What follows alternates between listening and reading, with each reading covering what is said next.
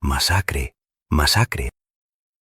Al sol de la mañana, la bomba de aviación que cae es una pompita de jabón que en un instante raya el cielo azul de arriba abajo. Vibra al sentirse herido el gran diapasón del espacio y luego, si se está cerca, se sufre en las entrañas un tirón de descuaje, como si le rebanasen a uno por dentro y le quisieran volcar fuera. El estómago que se sube a la boca y el tímpano, demasiado sensible para tan gran ruido, son los que más agudamente protestan. Esto es todo. Mientras, el pajarito niquelado que ha puesto en medio del cielo su huevecillo brillante y fugaz como una centella, remonta el vuelo y pronto no es más que un punto perdido en la distancia. Después, comienza el espectáculo de la tragedia. ¿Dónde ha caído la bomba? Nadie lo sabe, pero todos suponen que ha sido muy cerca, allí mismo, 2 casas más allá a lo sumo. Resulta que siempre es un poco más lejos de lo que se suponía. La gente acude presurosa al lugar de la explosión. Los milicianos han cortado la calle con sus fusiles y los curiosos han de contentarse con ver desde lejos los vidrios hechos añicos de balcones y ventanas y los cierres metálicos de las tiendas arrancados de cuajo. Se espera el paso de las ambulancias sanitarias venteando con malsana fruición el olor de la sangre. En el casco de la ciudad, las bombas de los aviones hacen carne siempre. Cuando en una camilla llevan a una pobre muy despanzurrada o a un niño que ya no es más que un revoltijo de trapos y sangre, la muchedumbre de curiosos se siente estremecida por el horror. Cuando el que pasa exánime en las parihuelas es un varón adulto, el hecho, por esperado, parece naturalísimo y nadie se siente obligado a conmoverse. La capacidad de emoción, limitada, exige también economías. En la guerra no se administra el sentimiento con la misma largueza que en la paz. Ocurre también que para este pueblo de jugadores de lotería que es Madrid, el albur del avión en el cielo dejando caer sobre una pacífica familia su carga de metralla tan a ciegas como el bombo de la Lotería Nacional, dispara la bolita de los 15 millones de pesetas sobre un grupo de gente humilde y oscura. Es un azar al que todos se someten sin gran repugnancia. Los bombardeos aéreos son una lotería más para los madrileños. Una lotería en la que resultan premiados los miles y miles de jugadores a quienes no ha tocado la metralla. El júbilo general de los que en este horrendo sorteo no han sido designados por el destino. Se advierten las caras alegres de la gente que anda por las calles a raíz de cada bombardeo. No nos ha tocado, parece que dicen con alborozo. Y se ponen a vivir ansiosamente sabiendo que al otro día habrá un nuevo sorteo en el que tendrán que tomar parte de modo inexorable. Pero es tan remota la posibilidad de que le toque a uno la lotería. Esta de las bombas toca, sin embargo, con impresionante prodigalidad, y los madrileños que juegan despreocupadamente al azar del bombardeo han tenido que ir aprendiendo a protegerse. Los sótanos, en los que a veces hay que permanecer durante toda la madrugada, se han ido haciendo habitables y ya hay en ellos colchones, mantas, cabos de vela y estufas. En todas las casas, los inquilinos montan por turno una guardia nocturna que avisa a los que duermen cuando las sirenas de la policía esparcen la alarma por calles y plazas. Los comerciantes han cruzado con tiras de papel las lunas de sus escaparates. Desde que una bomba cayó en un garaje y destruyó 50 automóviles, se ha adoptado la precaución de que los autos pasen la noche al relente arrimados a las aceras, por acá y por allá, como perros vagabundos. Y en vista de que los aviones fascistas consiguieron un día meter el cascote y los vidrios arrancados por la explosión de una bomba de 150 kilos en el plato de sopa que se estaba comiendo el presidente del Consejo, en los sótanos de los ministerios se han preparado confortables refugios. En el vetusto edificio de Gobernación hay entre los pasadizos de los cimientos, poblados de ratas y telarañas, un impresionante sótano de ministro con un sillón de terciopelo y purpurina y unas alfombras en desuso que cuelgan de los rezumantes muros a guisa de tapices. Madrid sobrelleva con alegre resignación los bombardeos. Un día, un pobre profesor que estaba en la terraza de una cervecería se ha muerto de miedo al oír una explosión cercana. a las casas de socorro, cada vez que suena la señal de alarma, llevan docenas de mujeres accidentadas para que les suministren antiespasmódicos. Hay gente que se mete en las bocas del metro arrollando a los niños y a los viejos con una precipitación indecorosa. Y durante la madrugada, para las madres, es un tormento insufrible el tener que arrancar a sus hijitos de la cuna en que duermen y llevarlos a prisa y corriendo, medio desnudos, a los sótanos, donde las criaturitas se pasan las horas llorando porque tienen frío y están asustadas. Todo este dolor y esta incomodidad, y la espantosa carnicería de las explosiones, y aún la certeza de que cada vez será mayor el estrago y más horrible el sufrimiento, no han conseguido abatir el ánimo y la jovial resignación de la gran ciudad más insensata y heroica del mundo, Madrid. Hay quienes no lo sobrellevan con tan buen ánimo, y no son precisamente los más débiles ni los más indefensos. Este grupo de milicianos, que con el impresionante remoquete de la Escuadrilla de la Venganza, colabora por propia y espontánea determinación en lo que con gran prosopopeya llaman el nuevo orden revolucionario, ejerciendo funciones de vigilancia, investigación y seguridad que ningún poder responsable les ha conferido, es, evidentemente, uno de los núcleos que con más saña y ferocidad reaccionan contra los bombardeos aéreos. Hundidos en los butacones del círculo aristocrático de que se han incautado, los milicianos de la Escuadrilla de la Venganza se muerden los puños de rabia e imaginan horrendas represalias, mientras las sirenas alarman a la ciudad dormida y suenan lejanos los estampidos de las explosiones. Hay que hacer un escarmiento terrible con esa canalla. Por muy bestias que sean, llegarán a comprender que cada bomba que tiran sobre Madrid les hace a ellos más bajas que a nosotros. Es el único procedimiento eficaz, afirmó convencido un miliciano que se paseaba a lo largo de la estancia, balanceando una enorme pistola ametralladora que, enfundada en una caja de madera, le colgaba desde la pretina a la rodilla. Lo más eficaz sería que llegasen de una vez esos malditos aviones rusos y espantasen a los Caproni de Franco. ¿Cuántos aviones tenemos para la defensa de Madrid?, preguntó otro. Creo que nos quedan 5 en total, le contestó Valero, un muchacho comunista con aire de universitario que, también con su pistola al cinto, presidía la tertulia de los milicianos. Típico intelectual revolucionario de los que se forjaron en la escuela de rebeldías que durante la dictadura fueron las universidades españolas.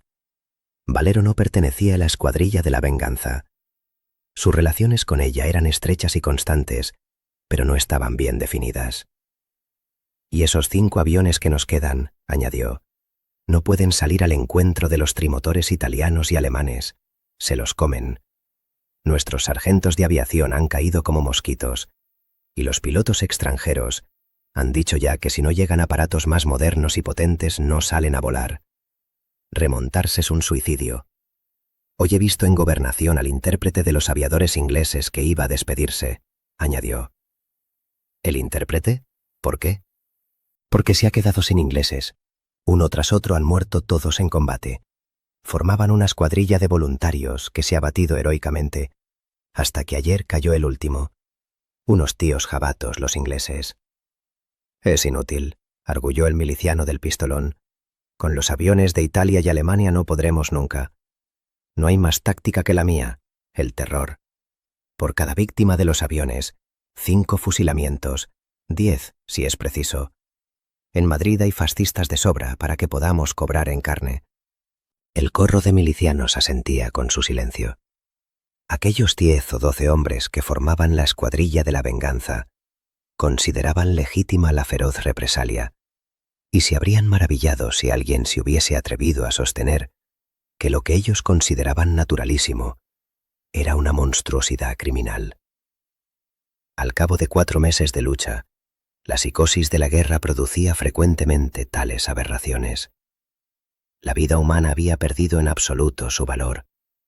Aquellos hombres que el 18 de julio abandonaron su existencia normal de ciudadanos para lanzarse desesperadamente al asalto del cuartel de la montaña, donde se inició la rebelión militar, y que luego habían estado batiéndose a pecho descubierto en la sierra contra el ejército de Mola, cuando regresaban del frente traían a la ciudad la barbarie de la guerra, la crueldad feroz del hombre que, padeciendo el miedo a morir, ha aprendido a matar, y si la ocasión de hacerlo impunemente se le ofrece, no la desaprovechará.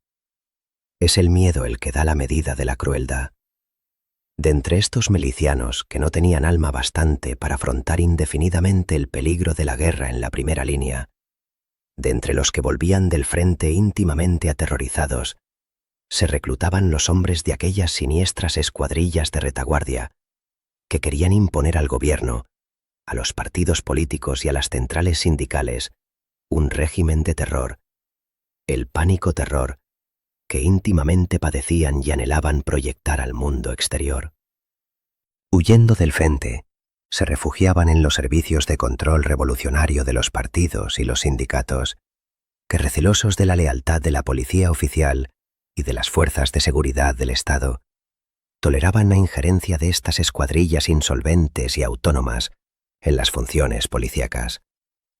Cada una de ellas tenía su jefe, un aventurero, a veces un verdadero capitán de bandidos, por excepción, un místico teorizante de cabeza estrecha y corazón endurecido, que con la mayor unción revolucionaria decretaba inexorablemente los crímenes que consideraba útiles a la causa. El jefe de la escuadrilla de la venganza, Enrique Arabel, era un tipo característico de hombre de presa, un tránsfuga relajado de la disciplina comunista, que al frente de aquel puñado de hombres sin escrúpulos había logrado rodearse de un siniestro prestigio. Erigido en poder irresponsable y absoluto, Arabel desdeñaba la autoridad del gobierno, desafiaba a los ministros y hacía frente a los aterrorizados comités de los partidos republicanos. A su lado, el universitario Valero, militante de las Juventudes Unificadas, ejercía con la cautela y la doblez típicas del comunismo la difícil misión de controlar políticamente aquella fuerza incontrolable de hombres sin freno en sus pasiones e instintos, que en nombre del pueblo, y valiéndose del argumento decisivo de sus pistolas, sembraban a capricho el terror. Arabel, jefe indiscutible de la escuadrilla, hubiese querido deshacerse del intruso Valero, pero sabía que éste tenía detrás al Partido Comunista y comprendía que el poder y el prestigio revolucionario de que él y sus hombres gozaban desaparecerían el día que entrase en colisión con los comunistas, que sin hacerse solidarios de su actuación terrorista, se limitaban a vigilarla de cerca y a servirse de ella políticamente. Media hora hacía que había cesado el bombardeo de los aviones fascistas. Todavía sonaba de vez en cuando el superfluo y pueril disparo de algún miliciano alucinado que creía descubrir en el cielo oscuro la sombra casi imperceptible de un avión enemigo volando a 2.000 o 3.000 metros de altura. Sin vacilar se echaba el arma a la cara y fusilaba la noche. Ponían tal fe en este insensato ademán que frecuentemente después de hacer el disparo se revolvían furiosos por haber marrado un golpe que consideraban seguro. ¡Qué lástima! ¿Por qué poco se me ha escapado?, decía lamentándose el cándido miliciano. Cazar aviones a tiros de pistola se le antojaba la cosa más natural del mundo. Arabel y sus hombres rumiaban mientras tanto la venganza que por su mano estaban dispuestos a tomarse aquella misma noche. Había que hacer entre los fascistas un escarmiento terrible. Valero, más frío y sereno al parecer, escuchaba en silencio los planes criminales de la escuadrilla, como si se tratase de fantasías irrealizables. Sabía por experiencia, sin embargo, que aquellos hombres eran harto capaces de llevar a cabo sus amenazas. Uno de los milicianos que estaba de guardia en el portal vino a prevenir al jefe. Se ha presentado una mujer que quiere hacer una denuncia contra unos fascistas. Será un cuento, dijo Valero. Dice que puede probar la actividad contrarrevolucionaria de un comandante del ejército que celebra reuniones misteriosas con otros jefes y oficiales. Que pase, vamos a interrogarla. Entró una mujer joven, guapa y vestida con un lujoso mal gusto. Era gordita y tenía un aire afectadamente ingenuo. Aunque se presentaba un poco desaliñada y se advertía que se había echado a la calle poniéndose lo primero que tuvo a mano, Se adivinaba que era una mujer acicalada y presumida. «Vengo», dijo de sopetón, «a denunciar por fascista al comandante de artillería don Eusebio Gutiérrez». «¿Cómo sabe usted que es fascista? ¿Tiene pruebas?» «Todas las que quieran». Sin ir más lejos, hace media hora, mientras volaban sobre Madrid los aviones facciosos, estaba en mi propia casa con 2 amigos suyos, también fascistas, y apenas sintió la señal de alarma, dijo rebosante de alegría: «Ya están ahí los nuestros, saludémosles». Y los 3 permanecieron firmes con el brazo extendido durante un rato. «¿De qué conoce usted a ese individuo?», interrogó Valero. «Era un antiguo amigo mío», contestó la gordita ruborizándose. «Yo soy huérfana y me ha protegido durante algún tiempo titulándose mi padrino, pero desde hace unos meses ese miserable no ha hecho más que infamias conmigo. Es un fascista peligrosísimo, sí, señor. Desde el balcón de mi casa, a la que iba todas las tardes de visita, estuvo disparando su pistola contra el pueblo el día que se tomó el cuartel de la montaña». «¿Por qué no le denunció entonces?» «Porque le tenía miedo». «¿No se lo tiene ahora?» «Ahora estoy desesperada y dispuesta a afrontarlo todo. Es un viejo ruin que se porta como un canalla conmigo». «¿Han tenido ustedes algún altercado esta tarde?» «Sí». «¿Y dice usted que es comandante de artillería en activo?» «Sí, en activo. Esta misma mañana fue a cobrar su paga. Me he enterado por casualidad. Cobró y no le ha dado a usted dinero, ¿no es eso? ¿No ha sido ese el motivo del altercado?», preguntó Valero levantándose y volviendo la espalda a la gordita sin esperar respuesta. Se puso ella hecha una furia. Protestó de su decencia y de su lealtad a la República. Ella había ido allí a denunciar a un enemigo del régimen y no a que la insultasen sin motivo. Su amigo era un fascista de cuidado. Celebraba reuniones misteriosas con otros militares en una casa de la calle de Hortaleza, en la que se quedaba a dormir muchas noches. «Ahora mismo debe de estar allí», agregó. «¿No será que tiene en esa casa otra amiguita?». La joven hizo un mohín de desprecio y altanería. Arabel tomó nota del nombre y de la casa. «Habrá que ir a ver quiénes son esos pajarracos». Valero advirtió: «La denuncia puede ser falsa. Chismes de alcoba, seguramente. No sería superfluo que esta jovencita quedase detenida hasta que se averigüe lo que haya de cierto». Arabel miró a la gordita de arriba abajo y le pareció excelente la idea de retenerla. «Sí, lo mejor será que pase aquí la noche». Ella protestó, pero no demasiado. Y 2 milicianos buenos mozos la llevaron al bar del Círculo, donde la obsequiaron con un cóctel explosivo y luego otro y otro. Cazaron al viejo comandante en una pensión equívoca de la calle de Hortaleza. Estaba muy arrebujado entre las sábanas, la cara amarilla, lacios los bigotes, cuando el portero y la dueña de la pensión, traicionándole, condujeron a los milicianos de Arabel hasta el borde de la cama en que dormía. Dio unas explicaciones inverosímiles de su presencia en aquel lugar. Se veía claramente que era el miedo a las escuadrillas de retaguardia lo que le hacía huir durante la noche de su domicilio, para poder dormir con cierto sosiego en lugares donde se imaginaba que no habían de buscarle. Así, con esta angustia, vivían en Madrid miles de seres. Todo militar, por el hecho de serlo, era un presunto enemigo del pueblo. El general Mola había dicho por radio que sobre Madrid avanzaban 4 columnas de fuerzas nacionalistas, pero que además contaba con una 5ª columna en Madrid mismo, que sería la que más eficazmente contribuiría a la conquista de la capital. Pocas veces una simple frase ha costado más vidas.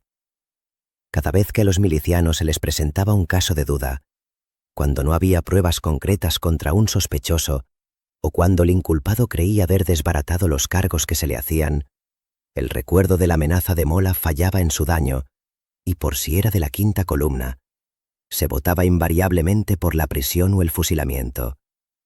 Ha sido la frase más cara que se ha dicho en España. Por si era de la 5ª columna. Se llevaron los milicianos al comandante de artillería. Mientras se levantaba y vestía, anduvo balbuceando unas torpes protestas de adhesión al régimen y de lealtad al pueblo. Su triste figura de Quijote en paños menores, humillado y temeroso, No apiadó a los milicianos, que marcándole el camino con sus pistolas, le hicieron salir, le metieron en un autesio y le llevaron hacia las afueras. En el trayecto, el viejo comandante consiguió recobrar la serenidad y el decoro ante la evidencia de lo inevitable.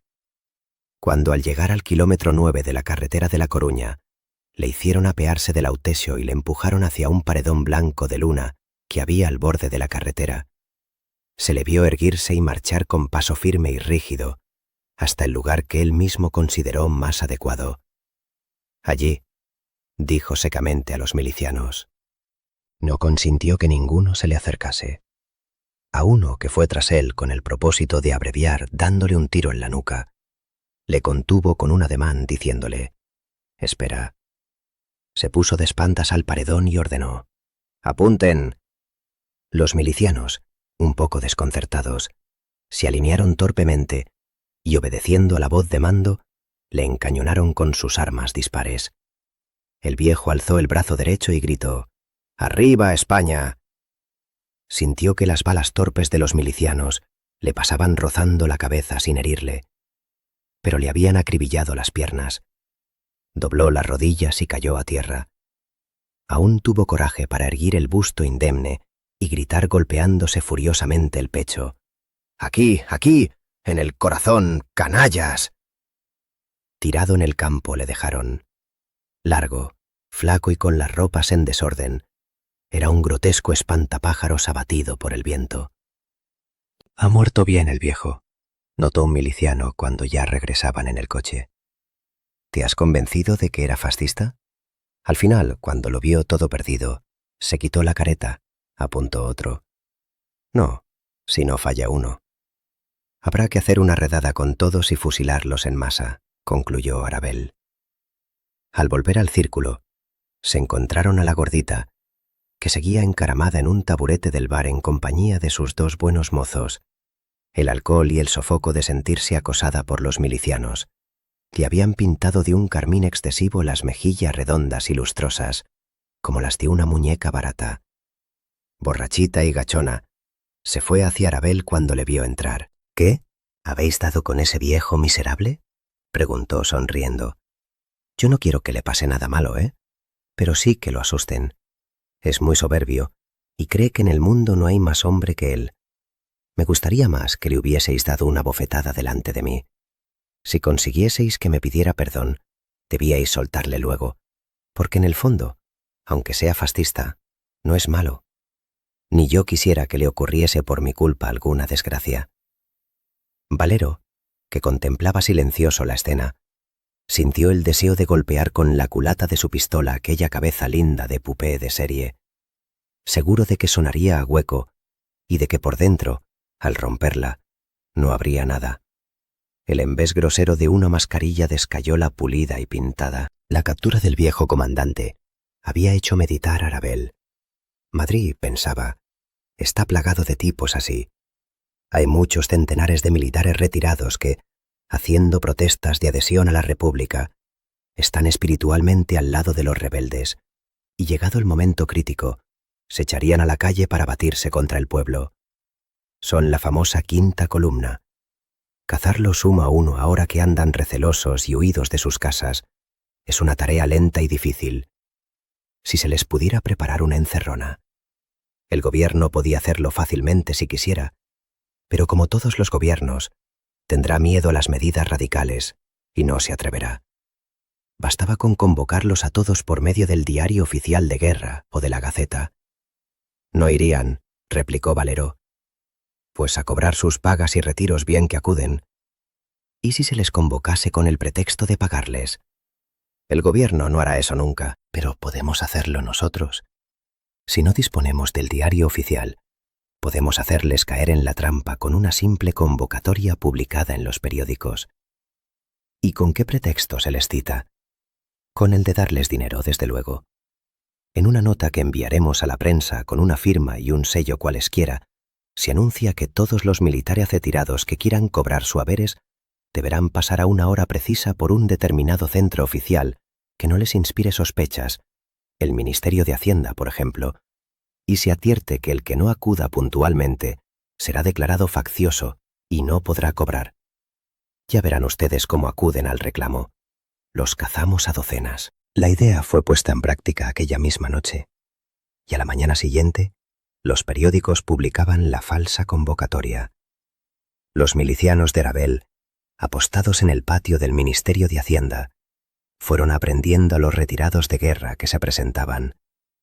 La afluencia fue tal que los milicianos no daban abasto a prenderlos y a meterlos en las camionetas en que los conducían a las prisiones. Llegó a formarse una cola de incautos que esperaban pacientemente a que les llegase el turno de caer en el garlito. Los funcionarios del ministerio advirtieron el tejemaneje que se traían los milicianos en el patio y se apresuraron a comunicar a los que aún esperaban que el departamento no había cursado ninguna convocatoria. Gracias a esta advertencia, hubo muchos que pudieron salvarse. Así y todo, los militares capturados pasaban de 500. Hubiéramos podido cazar 2000. Esos idiotas del gobierno nos han malogrado la operación, exclamaba Arabel. 500 bajas en la quinta columna, añadía jubiloso. Bueno, todos no van a ser fascistas, objetó Valero. Todos. Algún caso tengo que consultarte, sin embargo. Le hizo una señal y se lo llevó tras él discretamente a otra pieza cuya puerta cerró con llave.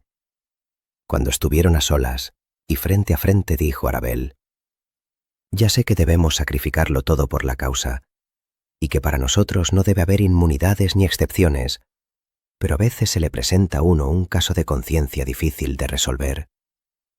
Para mí no hay más conciencia que la estrictamente revolucionaria, replicó secamente Valero. No te precipites. Ya sé que presumes de incorruptible. No pretendo, como seguramente has pensado ya, escamotear por compromisos particulares a ninguno de los detenidos de hoy. Y si lo intentases, no te lo consentiría, Arabel. Basta. No se trata de nada que me interese personalmente. Te interesa a ti.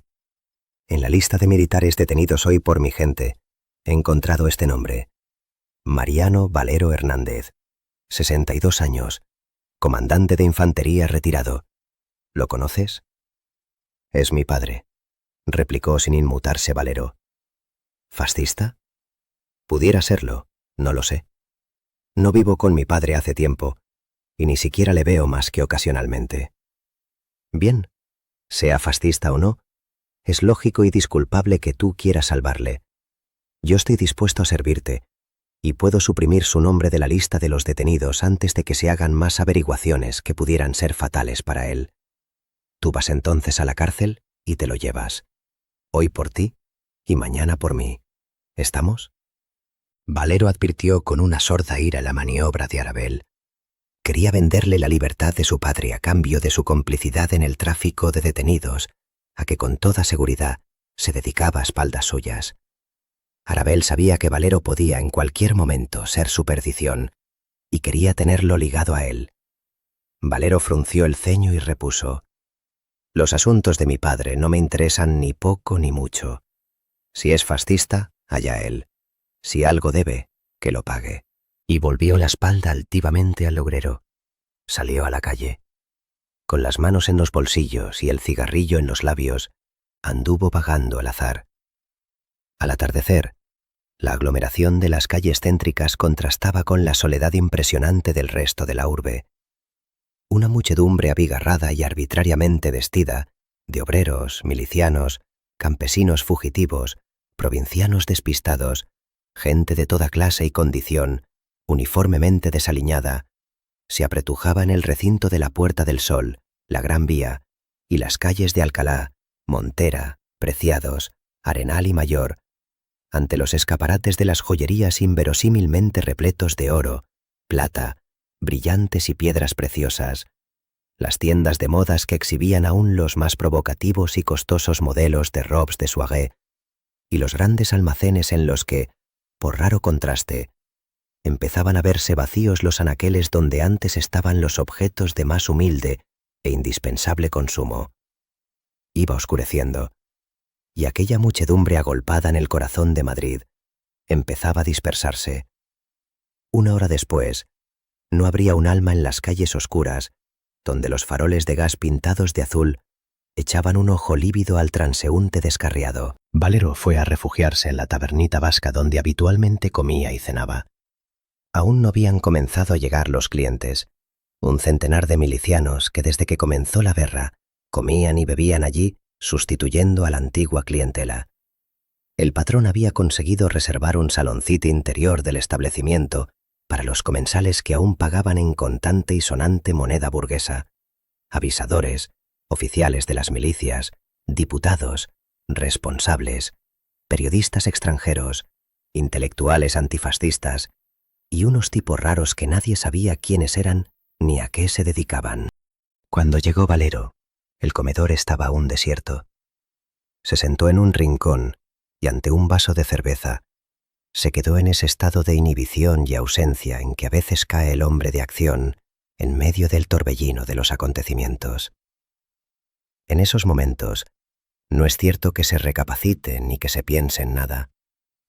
Al rato de estar allí Valero, entró un tipo desbaratado y vacilante que fue a echarse de bruces sobre la mesa del rincón opuesto. Era un hombre joven, delgado, blando, los brazos largos y colgantes, un mechón de pelo de muerto caído sobre la frente pálida, el ojo turbio y rastrero, el cuello huidizo y un alentar fatigoso en la faz. Encajaba nervosamente las mandíbulas y expulsaba el aire con mucho esfuerzo por la nariz, cuyas aletas se dilataban ansiosamente cuando levantaba la cabeza para coger aire con un movimiento de rotación desesperado. Durante algún tiempo, el hombre aquel estuvo con la cabeza caída sobre el brazo doblado, como si sollozase. Valero le contempló con lástima. Era la imagen fiel y patética del esfuerzo sobrehumano, la representación plástica de la debilidad que saca fuerzas de flaqueza, la encarnación de Sísifo, el dramático espectáculo del hombre que quiere y no puede. Tuvo lástima de aquel hombre y de él mismo, y de todos los hombres que como ellos guerreaban, morían y mataban, héroes, bestias y mártires, sin vocación heroica, sin malos instintos y sin espíritu de sacrificio o santidad. Al cabo de un rato el desconocido fue serenándose y se quedó al fin sosegado. El camarero, que le miraba también compasivo, dijo confidencialmente a Valero: «Todas las tardes vuelve del frente deshecho. Es un francés que ha venido a España para batirse por la revolución. Está al frente de una escuadrilla de aviones, pero no es aviador. En su país creo que era poeta, novelista o algo así». Comenzaban a llegar los clientes. Un grupo de intelectuales antifascistas en el que iban el poeta Alberti, con su aire de divo cantador de tangos, Bergamín, con su pelaje viejo y sucio de pajarraco sabio embalsamado, y María Teresa León, palas rolliza con un diminuto revólver en la ancha cintura, fue a rodear solícito al desolado francés, que instantáneamente cambió la expresión desesperada de su rostro por una forzada y pulida sonrisa. «Salud, Malraux. Salud, amigos». El espectáculo emocionante del hombre, tal cual es en su debilidad y su desesperación, había sido sustituido por la divertida comedia de la vida bizarra. Discutían brillantemente los intelectuales, llegaban nuevos comensales bulliciosos y optimistas, se comía con apetito y se bebía con ansia. Los que venían directamente del frente eran acaso los más alegres. Valero se levantó y se fue. Vagabundeó otra vez por las calles, ahora desiertas y jalonadas por el alerta de los milicianos. Dio muchas vueltas por los mismos sitios, y era ya muy tarde cuando se decidió a franquear el portalón del recio convento que los milicianos habían convertido en prisión. Habló con el camarada responsable que estaba de guardia y pasó a la galería que le indicó. A lo largo del muro había de 15 a 20 petates y acurrucados en ellos yacían los presos. Buscó al viejo con la mirada la luz amarillenta y tenue de la única bombilla eléctrica que alumbraba la galería. Allá estaba sentado al borde del camastro con la cabeza de pelo cano e hirsuto doblada sobre el pecho y los brazos caídos entre las piernas. Se le acercó lentamente. El viejo al levantar la cabeza le vio y pareció que se alegraba, pero ni se movió siquiera. «Hola, padre». «Hola. ¿Cómo estás?» ¿Ya lo ves? He venido por si querías algo. No, nada. Estaré un rato contigo. Bueno, siéntate. Le hizo un lado en el borde del petate. Como ni el padre ni el hijo eran capaces de decirse nada, sacaron unos cigarrillos y se pusieron a fumar. El joven, mientras encendía el suyo, pensó: ¿cuánto tiempo hace que mi padre me permite fumar delante de él? ¿3 años? ¿5? ¿Le parecerá ahora mismo una falta de respeto que fume en su presencia? Qué extraño ha sido siempre el viejo. Y así será hasta que se muera o hasta que le maten. Cortó el curso de su pensamiento y se distrajo mirando la pared desnuda de la galería. El viejo, con la cabeza baja, le miraba de reojo y pensaba orgulloso: es fuerte, más fuerte que yo. Al compararse con el hijo, le subió a la boca un agrio resentimiento. Él también había sido fuerte y sano en su juventud. 40 años antes, cuando sentó plaza en el ejército de Cuba soñando aventuras y heroísmos imperiales, nada hubiera tenido que envidiar a aquel mocetón presuntuoso. La campaña, la fiebre, el hambre y la derrota le devolvieron a la península después de la catástrofe colonial, convertido en el espectro de sí mismo. Le habían sacrificado a la patria. No le quedaba más consuelo que el de sentirse orgulloso de su sacrificio. Por eso siguió en el ejército rindiendo un culto idólatra a los mitos gloriosos que destrozaron su juventud y le amarraron luego a una vida triste de oficial con poca paga, destinado siempre en ciudades viejas y míseras de escasa guarnición. El uniforme y la supeditación al Estado en un pueblo vencido que odiaba a los militares fueron su cruz y su blasón. Cuando le nació un hijo, quiso librarlo de aquella servidumbre sin gloria ni provecho, e hizo de él un universitario, un intelectual. El hijo se le hizo comunista. Y ahora, cuando al final de su vida sonaba la hora ansiada de la reivindicación, cuando los militares habían encontrado al fin un caudillo invicto, franco, y un ideal nuevo que galvanizaba los viejos ideales periclitados, el fascismo, el hijo aquel se alzaba frente a él, oponiéndole la barrera infranqueable de su voluntad juvenil, más fuerte que su viejo resentimiento. Más fuerte. El viejo dio unas chupadas voraces a su cigarrillo y se quedó mirando de hito en hito a su adversario. El joven sostuvo imperturbable la mirada, y como ni el padre ni el hijo eran capaces de decirse nada, se levantaron silenciosos del camastro cuando hubieron apurado la colilla. ¿No necesitas nada, de verdad?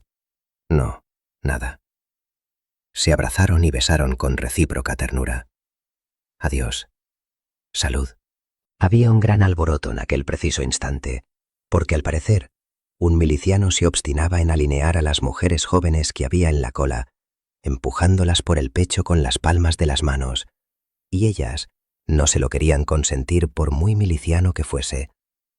Por esta coincidencia, en los primeros momentos de estupor, nadie supo exactamente lo que había ocurrido. Se oyó una gran detonación y se vio que algunas mujeres de las que estaban en la cola se desplomaban súbitamente. Las demás echaron a correr aterradas. Entre el amasijo de cuerpos ensangrentados que quedaron en la acera, solo permaneció enhiesta una viejecilla con un pañuelo negro por la cabeza y un capacho entre las manos que, ajena a todo lo que no fuese su anhelo de que le llegase el turno antes de que se acabasen los huevos, aprovechó el revuelo para correrse suavemente por la pared salpicada de sangre y de metralla hasta el portal de la tienda, dichosa de encontrarse con que había pasado a ser el número 1 de la cola. La cosa fue tan inesperada que nadie se la explicaba. Hubo quien dijo que el miliciano había disparado su fusil y que esto era todo. Otros que vinieron luego, al darse cuenta de que había en el suelo 6 u 8 mujeres acribilladas, aseguraban ya que un automóvil fascista, aprovechándose del alboroto, había pasado a toda marcha ametrallando a la gente. Acudieron al fin los milicianos, que aunque a medias, dieron con la verdad. En medio de la cola de mujeres que había a la puerta de la tienda, los fascistas habían tirado una bomba, que al explosionar había hecho una terrible carnicería entre las infelices. Esto era evidente. Pero en cambio, sin que nadie pudiera precisar el fundamento de tal cosa, se creyó unánimemente que la bomba la habían tirado desde uno de los pisos altos de cualesquiera de las casas próximas. Alguien llegó a señalar el balcón preciso desde donde la habían arrojado, y los milicianos, sin más averiguaciones, estuvieron fusilando a placer la fachada del inmueble. Resultó luego que no era así, que la bomba, cosa que a nadie se le ocurrió pensar, había caído del cielo. Eran los aviones de Franco, volando a oscuras sobre Madrid sin que los descubrieran, los que la habían arrojado. Simultáneamente, en 10 o 12 lugares de la capital había ocurrido lo mismo. Una escuadrilla de aviones de caza volando a más de 3000 metros cuando ya oscurecía, aunque todavía no fuese noche cerrada, había arrojado sobre el centro de Madrid una veintena de bombas pequeñas, de 5 o 10 kilos a lo sumo, que habían hecho una mortandad espantosa.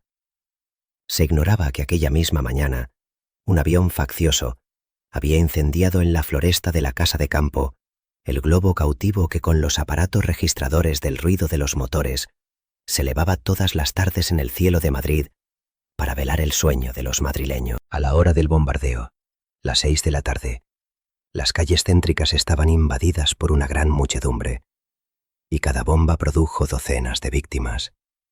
Si una sola hubiese caído en la Puerta del Sol, habría hecho 1 millar de bajas. La mortandad fue terrible.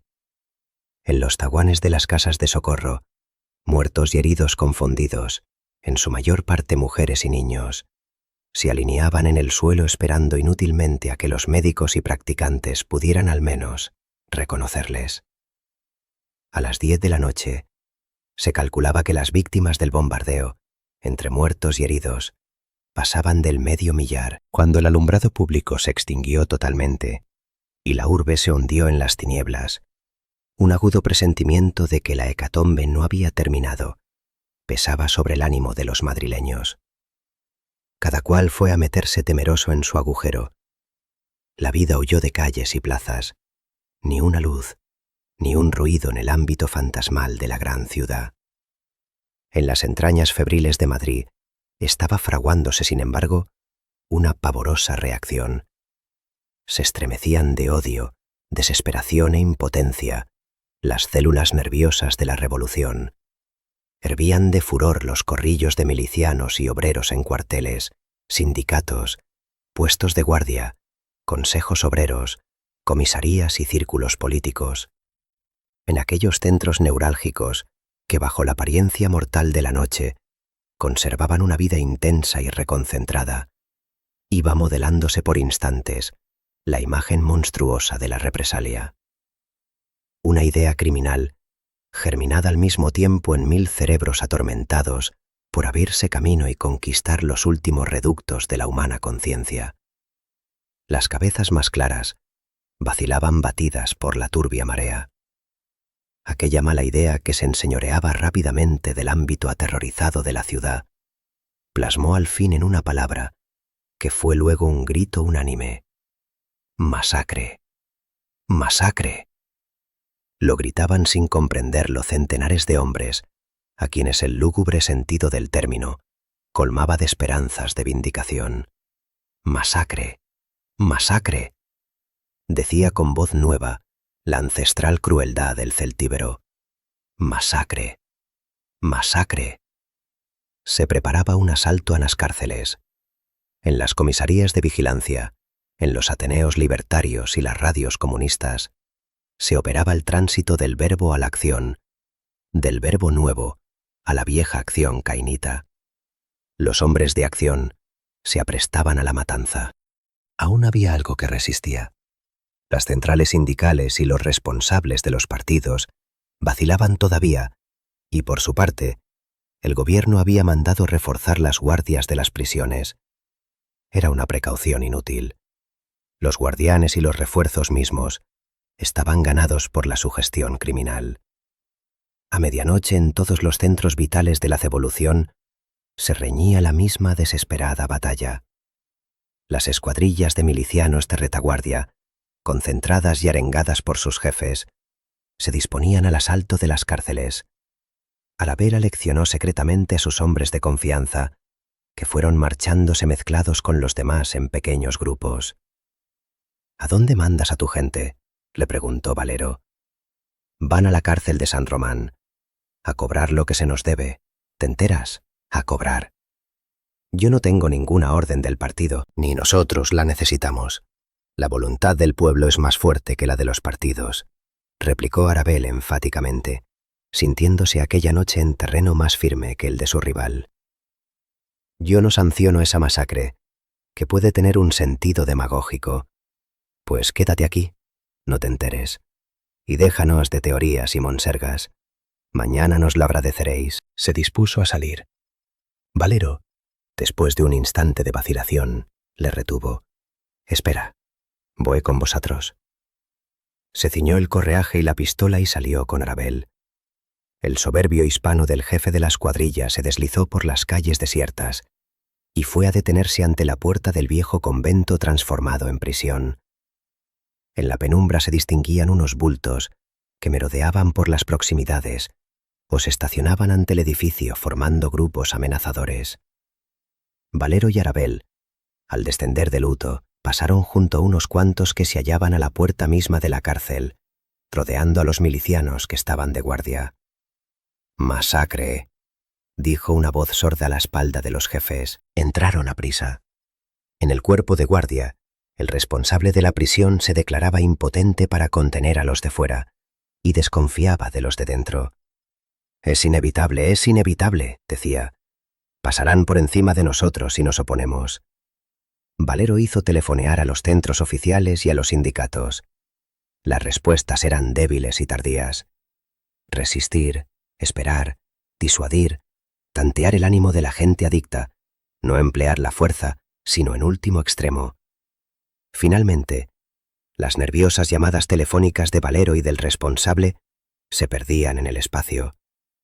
Mientras, habían ido filtrándose hasta el cuerpo de guardia muchos milicianos que rondaban por los alrededores. Cuando Valero quiso desalojar, era temerario intentarlo. Un puñado de hombres más audaces acabó de arrollarlos, y una masa compacta de gente armada con pistolas y fusiles llenó el zaguán y el cuerpo de guardia gritando: ¡A las galerías! ¡A las galerías! ¡Masacre! ¡Masacre! Iban ya a forzar las puertas de la prisión, cuando Valero, hendiendo a viva fuerza aquella masa humana, se colocó de espaldas a la puerta amenazada, y con un grito feroz que dominó el tumulto y un ademán resuelto, se hizo escuchar. «Camaradas», dijo, «la revolución va a hacer justicia. Estad tranquilos. 20 hombres, solo 20 hombres, capaces de ejecutar la voluntad del pueblo, son necesarios. Elegid vosotros mismos los 20 hombres en que tengáis confianza. Los demás, fuera». «¡Justicia!», gritó uno. «Se va a hacer», respondió Valero. «Ahora, ahora mismo. 20 hombres que sean capaces de hacerla». Hubo primero un murmullo de desconfianza, y luego se vio que de entre la confusa muchedumbre de milicianos se destacaba un jovencito pálido, con la hoz y el martillo simbólicos en el gorrillo de cuartel. «Yo soy uno, yo otro, otro». Tras los comunistas, fueron los recelosos hombres de la CNT y la FAI con sus insignias ojinegras. Cuando estuvieron cabales los 20, Valero ordenó con voz imperiosa: «Fuera los demás. Vuestros compañeros os dirán cómo hace su justicia la revolución. Fuera». Llamó al responsable y dispuso que los 20 voluntarios entrasen en las galerías y condujesen al patio, custodiados, a cuantos jefes y oficiales del ejército hubiesen en la prisión. Mientras se cumplía la orden y el responsable iba tachando con un lápiz rojo en la lista de presos los nombres de los que eran conducidos al patio, Valero, sentado frente a él, permaneció silencioso y sin contraer un músculo de la cara. Los militares que había en la prisión eran 125. Cuando vinieron a decirle que todos estaban ya en el patio formados, se puso en pie y después de pasarse la mano por la frente echó a andar. Al salir al patio, No pudo distinguir más que el cuadrilátero intensamente azul del cielo estrellado y una línea borrosa de seres humanos a lo largo de uno de los negros paredones. «Habrá que traer luz», dijo el responsable. «No, no hace falta», replicó Valero, que sentía la penumbra como un alivio. El ascua del cigarrillo de un miliciano le sirvió de punto de mira. Su voz dura hendió las sombras. «¡Ciudadanos militares!», gritó. Hubo una pausa. «Ciudadanos militares», repitió. «La República os ha privado de la libertad que disfrutabais en su daño. Estáis en prisión por haber sido acusados de enemigos del pueblo y del régimen. En circunstancias normales, los delitos que se os imputan serían sometidos a los tribunales ordinarios, pero la guerra, que ha llegado ya a las puertas mismas de Madrid, impide la función normal de la justicia. Se os va a someter inmediatamente a una justicia de guerra inexorable, sabedlo bien. Pero sea cual fuera la índole de los delitos contra el Estado republicano que hayáis cometido, podréis reivindicaros en el acto y recobraréis la libertad. El ejército del pueblo necesita jefes y oficiales competentes y valerosos que le lleven a la victoria. Los que quieran eludir la dura sanción que por su pasada conducta ha de recaer sobre ellos, los que deseen recobrar su libertad y su categoría dentro del ejército, los que no quieran ser juzgados como traidores a su patria y a su gobierno legítimo, los que acepten el honor de defender la revolución con las armas en la mano. Un paso al frente. En la línea borrosa de los prisioneros pudo percibirse un débil estremecimiento. Nadie se movió, sin embargo. Ni una de aquellas sombras osó destacarse. Valero recorrió con la mirada la fila inmóvil. ¿Blanqueaba en la penumbra una cabeza cana? No quiso saberlo y cerró los ojos. «Ciudadanos militares», agregó. «La República os hace su último requerimiento. Los que quieran salvar sus vidas, un paso al frente». Nadie se movió. Cada vez más rígidas y distintas, aquellas sombras parecían de piedra. «Aún es tiempo», gritó por vez postrera Valero con patética entonación. «Los que no quieran morir, un paso al frente». Ninguno lo dio. Valero se echó hacia atrás horrorizado. En aquel momento, la voz de Arabel susurró en su oído. «Basta ya. Has hecho todo lo que podías por esa canalla. Déjame a mí ahora». Los milicianos empezaron a maniobrar en el patio. Petardearon la noche los motores de los camiones. Y ya hasta que fue de día los perros estuvieron aullando y ladrando desesperadamente. El parte oficial consignaba al día siguiente que a consecuencia del bombardeo aéreo habían muerto 222 personas. Figuraban en el parte los nombres y apellidos de un centenar de víctimas y al final decía textualmente: «Los 125 cadáveres restantes no han sido identificados».